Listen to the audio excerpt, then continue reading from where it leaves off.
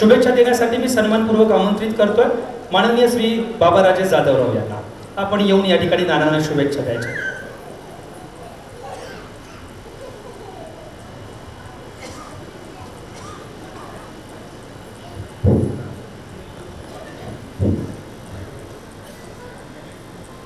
आजचे सत्कार मूर्ती आदरणीय आगली नाना, कार्यक्रमाचे अध्यक्ष आदरणीय दादासाहेब,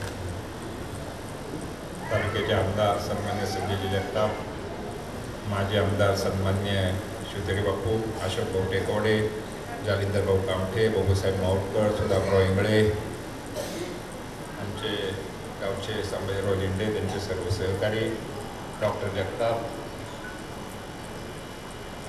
नानांच्या बहीण पासकर आत्या, ज्यांनी हा कार्यक्रम घडून आणला ते नानांचे तिन्ही मुलं, बाळासाहेब असेल, संतोष असेल, डॉक्टर असतील आणि त्यांचं सर्व कुटुंब. नानांच्या सत्कारामध्ये त्यांचे सर्व नातेवाईक, आपटेष्ट, मित्रपरिवार, नानावर प्रेम करणारे सर्व लोक आणि माझ्या तरुण सहकारी मित्र. दादा म्हटलं मी येणार नव्हतो, बाळासाहेब डॉक्टरने खूप आग्रह केला की यायलाच पाहिजे आणि नानांचं तेवढं माझ्यावर उपकार आहेत म्हणून पण मी आलो. नानांना मी 80 सालामध्ये बघितलं होतं. मी दादा जिममधनं टिळक रोडनी चाललो होतो आणि ज्ञान प्रबोधिनीच्या तिथं आम्ही उपमा का पोहे खाण्याकरता थांबलो होतो. तिथं नाना सायकलवर आले होते आणि दादाने हाक मारली, गप्पा मारल्या. नानांना विचारलं काय, ते म्हटले इथंच ह्या ज्ञान प्रबोधिनीच्या तिथं राहतो. बरोबर ना? आणि म्हटलं इथं कॉन्ट्रॅक्ट काम करतो. ती मूर्ती तशीच मला आज पण तशीच नानांची ठेवणी, आज पण तसंच अंग यष्टी तशीच आहे. आणि त्याच्यानंतर खूप वेळा रावसाहेबांना इथे बसलेले, सॉरी तुम्ही का नाही आलं वर अण्णा, संन्यास वर या अण्णा, आम्हाला आदर नाही येतो, लाईटमुळे दिसत आहे पण दिसत. आणि आताच चित्रफिती कळलं की आदरणीय स्वर्गीय चंदू काकांनी त्यांना इथं बोलवलं. संजयचं काम पहिलं त्यांनी केलं. मी ग्रामपंचायतीमध्ये सदस्य नुकताच झालो होतो आणि आमच्या दिव्यातल्या मारुती मंदिराचं जे दाखवलं ना तुम्हाला आता, त्याचं काम होतं. गावातल्या तरुणांनी सांगितले मारुती मंदिराचा जीर्णोद्धार करायचा. हरिभाऊला पण बोलवलं होतं. हरिभाऊ नवीनच कॉन्ट्रॅक्टर झाला होता. ते हरिभाऊ म्हटलं नको तुमच्या गावातल्या वादापायी नको, कारण का मूर्ती हलवायची नाही, जोतं हलवायचं नाही, काय करायचं नाही, असं सगळं. तर गावात सगळं चालतंच थोडं बहुत आणि ते काम करायचं होतं. कोणच करा ना, 4-5 कॉन्ट्रॅक्टर आले गेले. मग नानांना बोलवलं आणि नानांनी रात्री 2 वाजता संध्याकाळी 8ला स्लॅब टाकायला चालू केला. रात्री 2ला स्लॅब संपला. विजयराव तुम्ही सांगितल्यामुळे आज पण त्याला काय आम्ही ते वरती काय करतात ना वॉटरप्रूफिंग, ते काही केलेलं नाही, पण आज पण तो स्लॅब गळत नाही. असं अत्यंत चांगलं RCC कॉन्ट्रॅक्टर म्हणून तालुक्यात नावालौकाला आलेले आहे नाना आणि त्यांचं संपूर्ण कुटुंब. माझी सर्व कामं नानांनी केले. माझं घर बांधलं, गोठा बांधला, अनेक कामं नानांनी माझ्या केलेली आहेत. नाना या कामात खूप हुशार. 2004 साली माझ्या घराचं काम चालू असताना आर्किटेक्टनी प्लॅन काढून दिला तसा. म्हटलं नाना हे असं असं करायचं, चालेल. पण त्या आर्किटेक्टची चूक होती ती नानांच्या लक्षात आली. पण नाना काय मला सांगू शकत नव्हते, कारण का नाना म्हटले दादा नाही कोणी सांगेल, तुम्हाला काय सांगू शकत नाही.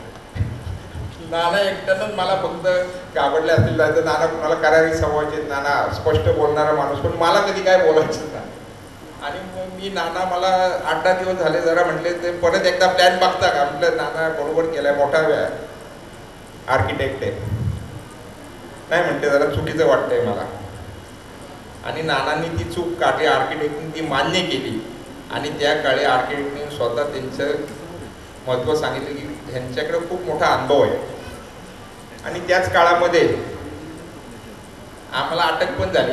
आमचं सगळं घर पात्र्याचं असं उघडलेलं होतं जून 19 तारीख होती, पाऊस पण पडत होता आणि आता ते उघड्यावर घर, दादा तिथं राहत होते. काय करायचं, नाना ते कॉन्ट्रॅक्टर होते आणि नानांनी माझ्या अपरोक्ष ते कापड बिपड टाकून तो स्लॅब पूर्ण केला आणि त्याच्यानंतर 2-3 महिने मला पैसे पण नाही मागितले नाना.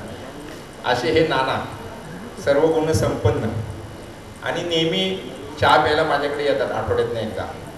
काय नाही, त्यांना मला बरं वाटतं, त्यांना माझ्याशी बोलायला म्हणून येतात.